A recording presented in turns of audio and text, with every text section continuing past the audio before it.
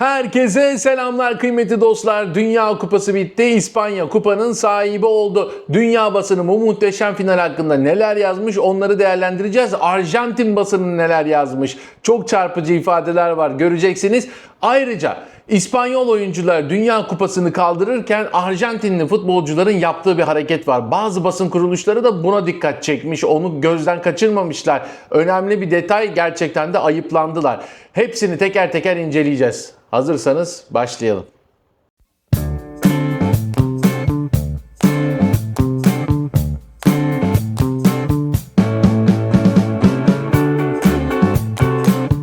Evet, Dünya Kupası'nın sahibi İspanya oldu. Sadece İspanya'da değil, dünyanın dört bir yanında kutlama vardı. Gazze'de, Filistin'de, Fransa'da, Portekiz'de, Almanya'da, yani Türkiye'de, özellikle benim izlediğim yerde, mekanda acayip sanki Türkiye maçı izleniyormuş gibi bir hava vardı ve Ferran Torres'in golüyle bütün masalar ayağa kalktı. İnanılmaz bir atmosfer vardı. Amerika'da birçok kişi İspanya'yı destekledi. Sadece Arjantinliler Arjantin'i destekliyordu. Dünkü maçta biraz öyle bir hava vardı ve şampiyon İspanya oldu. Tabii ki de Arjantin basınında çok ilginç haberler var. Onları da aktaracağım. Çok şaşıracaksınız oradaki cümlelere.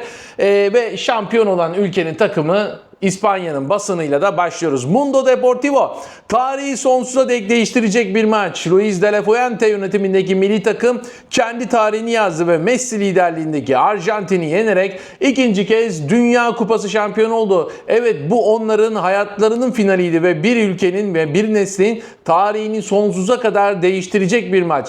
İspanya artık 2010'u tekrarlanamaz bir anı olarak hatırlamak zorunda kalmayacak. İkinci yıldızı da formalarımıza taktık demişler ve İspanya'nın en büyük gazetesi Marca, İspanya'yı yeniden dünyanın kralı olduğu başlığıyla haberi geçmişler. Tarihe geçecek bir gole imza atan Ferran Torres efsaneler arasındaki yerini aldı. Gözlerimiz yaşlarla dolarken, özellikle de artık aramızda olmayanlar için, ki sayıları çok fazla demiş, duygularımız doruğa erişirken İspanya'nın Messi'nin takımına karşı tarihindeki en büyük zaferini kazandığını bildirme zamanı da siz okuyucularımıza geldi demiş. O muhteşem golün sahibi Ferran Torres kahramanlar panteonuna girdi. İkinci yıldız formaya takıldı ve De La Fuente bu rol için mükemmel bir örnek. Gelecek nesiller için bir rol model olmak için mükemmel bir örnek oldu demiş Marca gazetesi. Ve El Mundo'ya geçiyoruz. İspanya Messi'nin Dünya Kupası dönemini sona erdirdi demiş El Mundo gazetesi ve çok çarpıcı ifadeler kullanmış. Bakın, İspanya sonsuza dek, çünkü futbol oynamamız gerekiyorsa futbol oynarız ve kazanırız. Hem de adil yollarla. Ama savaşa gitmemiz gerekiyorsa gideriz ve yine kazanırız. Hem de adil yollarla demiş. Çünkü biz İspanya'yız. Sonsuza dek İspanya demişler. Dünya şampiyonu en iyi biziz ve artık formamızda 2 yıldız var demişler. Ve aslında Marca gazetesi de bazı noktalarda şöyle göndermeler yapmış. Onu söylemedim ama çok haberin içinde değil ki, başka haberlerde yapmış. Mesela rüşvetten uzak duran bir İspanya takımı demiş Marca gazetesi. Çok acayip göndermeler. AS gazetesine geçiyoruz. 2 numaralı gazete. Ferran Torres'in 106. dakikada attığı golle kalplerimiz hoplayıp durdu. Biz eski günlere geri götüren bir gol oldu. Güzeldi. En önemlisi adil bir maçtı demişler. Başka türlüsü futbolu baltalamak ve New Jersey'ye yıkmak için gelenleri ödüllendirmek olurdu demiş ve AS gazetesi de FIFA'ya, Trump'a bayağı bir gönderme yapmış. Burada taş değil, artık kafalar atılmış. Endo Fernandez'in Cubarsi'ye yaptığı hareketi göstermişler ve Parades'i falan anlatmışlar. Hepsine tepki göstermişler. Arjantinli futbolcular futbol oynamaya çıkmamışlar demişler. Kavga etme de dememişler de çıkmamışlar demişler. Sadece futbol için çıkmamışlar.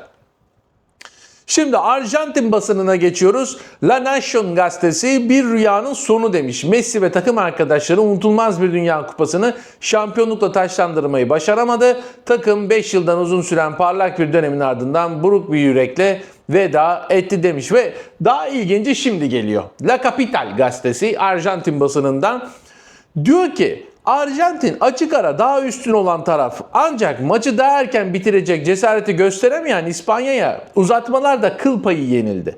Arjantin son damlasına kadar kanını, cesaretini ve kalan azıcık futbol bilgisini ortaya koydu ve uzatma dakikalarına 10 kişiyle oynayan, çok daha üstün ama daha önce kazanma cesaretine sahip olamayan İspanya'ya karşı kıl payı kaybetti demiş. Burada kalan azıcık futbol bilgisi mevzusu şu. Yani 10 kişi kaldılar ya, o aslında futbolu bilmiyor anlamında değil. O daha çok işte bir deyim anlamında kullanılan bir söz yani. Onu söyleyeyim. 10 kişi kalmalarına gönderme yapıyor orayı. Lionel Scaloni'nin adamlarının suçlayacak hiçbir şey yok. Muhteşem bir Dünya Kupası geçirdiler. Destansı zaferler kazandılar. Tüm Arjantin ulusunun sevgisiyle beslendiler ve başları dik bir şekilde ülkelerine geri dönüyorlar. Yazık ama aynı zamanda gurur kaynağı. Çünkü Scaloni taraftarların unutulmaz bir Dünya Kupası'nda yüreklerini ortaya koydular ve Messi Dünya Kupası'na veda ederken efsanesini başlattı. Bir sürü duygu bir anda ve tek bir şekilde ortaya çıktı. Çok teşekkürler Messi diye La Capital gazetesi haberini bitirmiş. Burada yani çok açık ve üstün oynadıklarını düşünmüşler. Belki de başka bir maç izlediler, bilmiyorum. Ama tabii ki bir serüvenin de sonu yani. Messi, Ronaldo, Neymar, yani inanılmaz ya. Biz de onlarla beraber büyüdük ve onların artık futboldan emekli olmaları zamanın da nasıl hızlı aktığını bize sürekli gösteriyor. Telegraph gazetesi uzatma dakikaları gerekti ama İspanya kazandı. Bu finali kazanması gereken taraf İspanya'ydı demiş Telegraph İngilizler. Daily Mail, Lionel Messi için büyük bir yıkım. Futbolun kendini kaybettiği, onu sevenlerden uzaklaştırdığı, paraya köle olup yüksek bilet fiyatlarına yönelttiği, dal kavuklar ve dolandırıcılar tarafından yönlendirildiği, bütünleştirildiği ve yönü konusunda şüphelerle boğuşulduğu zamanlarda Messi her zaman onu kurtarmak için orada oldu ve bunu kendi tarzıyla yaptı demiş. Birçok gönderme yapan Daily Mail, ki en sert göndermeleri Daily Mail gazetesi yapıyor. Ama burada Messi'yi de yüceltmişler. Tabii ki yani bazı maçlar, özellikle Mısır maçı falan gerçekten kafalarda çok büyük soru işareti bıraktı. Mısır'ın iptal edilen golü falan, ama İngiltere maçına baktığımız zaman tamamen Messi'nin yeteneğiyle o turu geçtiler. Messi'nin futbol aklıyla turu geçtiler. Onun da hakkını vermek lazım. The Athletic gazetesine geçiyoruz. Sonradan oyuna giren Fernan Torres kahraman oldu. Attığı gol Messi ve takım arkadaşlarını Dünya Kupası'nı iki kere üst üste kazanma diye ben düzelteyim onu. Hayallerini yıktı. 39 yaşındaki Messi turnuvadaki en kötü maçını oynadı. İlk 15 dakika yalnızca topa bir kez buluştu. Şut çekemedi yanlış hatırlamıyorsam. Messi'nin çektiği bir şut var. O da Kubarsi'nin kafasına çarptı. Zaten Arjantin şut çekemiyor. 118'de falan ilk şutlar, o da out. Yani acayip kötü bir maç geçirdi. Fransa'ya geçiyoruz. L'Equipe gazetesi, İspanya yeni kral. İlk isabetli şutu ancak 117. dakikada çekebilen Arjantin'i domine ettiler demişler. Maçı anlatmışlar. La Gazzetta dello Sport, kazanması gereken taraf İspanya'ydı demişler. Bu final yalnızca İspanyolları değil, Avrupa'nın tamamını sevindirdi diyerek de haberi devam ettirmişler ve Alman Bild gazetesi, uzun süre kovaladılar ama ödülleri geç geldi. İspanya New Jersey'deki finalde son şampiyon Arjantin'i ve süperstar Lionel Messi'yi uzatma sürelerinde yıktı ve Dünya Kupası'nı ikinci kere kazandılar demiş. Şimdi geçiyoruz finaldeki skandala. Maç sonrası ortalık karıştı. Zaten bunları biliyorsunuz. Karşılaşmanın bitiş düdüğünün ardından hemen Leandro Paredes ile Eric Garcia arasında. Yani onlar sevinmeye gidiyordu. Paredes tuttu onu, bir şey yaptı. Böyle orada bir ortam gerildi bir anda. Fakat bununla sınırlı kalmadı. Kupa kaldırılırken asıl olay oldu. The Mirror gazetesi de buna özellikle yer vermiş, İngilizler. Arjantinli oyuncular İspanya'nın Dünya Kupası'nı kazanmasına verdikleri tepkiyle gerçek yüzlerini gösterdiler şeklinde bir başlık atmışlar. Ve kutlama yaparken matadorlara sırtlarını döndüler. Yani şöyle bir şey oldu. Dünya Kupası'nı kaldırırken İspanya, Arjantinliler kupa seremonisine karşı sırtlarını döndüler. Kendi taraftarlarına doğru. O ara Messi ağlıyordu, ediyordu. Taraftarlar orada Messi'ye tezahürat yapıyordu. O da son Dünya Kupası falan, ama orada başta ekranlara gelen görüntüler sanki sadece taraftarlara bakıyormuş gibi, taraftarlarla ilgileniyormuş gibi, ama sonradan The Mirror gazetesinin fotoğrafları falan, ondan sonra zaten yayıldı mevzu. baya baya aslında orada kupayı protesto etmiş Arjantinliler. Ya o yüzden de bazı söylemler neden bu kadar doğru o da görünüyor. Neden bütün dünya İspanya'ya sevindi o da çok belli oluyor. Arjantin'in İspanya'ya karşı oynadığı Dünya Kupası finalinin karanlık sonu Arjantin oyuncular kupayı kaldırırken İspanyol taraftarlara sırtını dönmeleriyle daha da tatsız bir hal aldı. Bu olay Rodri'nin Dünya Kupası'nı New Jersey semalarına kaldırdığı anda yaşandı. İkinci olan takımların genellikle yaptığı gibi kutlama yapmak yerine Arjantinli oyuncular kutlamanın yapıldığı sahneye sırtlarını döndüler ve henüz stadyumu terk etmemiş olan tribünlerdeki taraftarlara baktılar. Ancak Arjantin takımının tamamı bu tür müsabakalarda ikinci olan takımlar için geçerli olan altın kurallardan birini unuttu.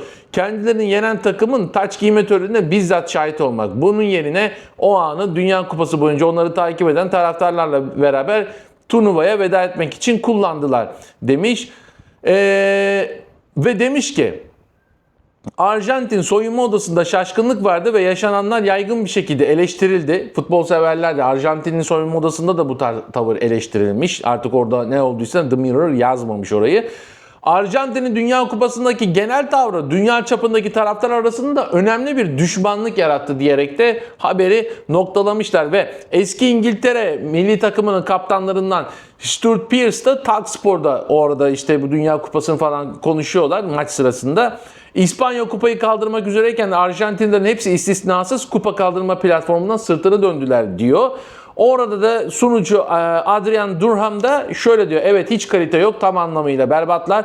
Bugün burada tam bir rezillik sergilediler. Taraftarların harika olduğunu düşünüyoruz ama kupa töreninde Rodri turnuvanın en iyi oyuncusu ödülünü almaya giderken bile taraftarlar Messi'nin adını ve Arjantin'in adını haykırıyorlardı. Arjantin Dünya Kupası finalinde yenilmesini bir türlü kabullenemiyorlar dedi sunucu Adrian Durham da artık istedikleri kadar kabullenmesinler. Sonuç olarak kupa İspanya'ya gitti. İşte bu böyle kıymetli dostlar. Haberler böyle bayağı da uzun oldu. Hepsini sonuna kadar inceleye tabii ki anlatamazdık. O zaman yarım saati geçen bir video olur. Ki zaten aşağı yukarı gazeteler birbirlerini tekrar ediyorlar. Aynı şeyi yazacaklar. Ne yazacaklar? Sadece spot ve başlıkta yani o duruş, o tepki, basından nasıl bir tepki geldi onları değerlendirdik. Sizin de yorumlarınızı merak ediyorum bu konuda. Yani Arjantin'e haksızlık mı yapılıyor sizce? Yoksa gerçekten daha bile fazla mı yapılmalı? Ne düşünüyorsunuz? Bunları yorumlarda belirtirseniz çok sevinirim. Yorum yapmayı, beğenmeyi, abone olmayı unutmayın. Hype'ınız varsa hype'ınızı da alırım. Ben Oğuzhan Poyrazoğlu. Bir sonraki videoda görüşmek üzere. Sağlıcakla.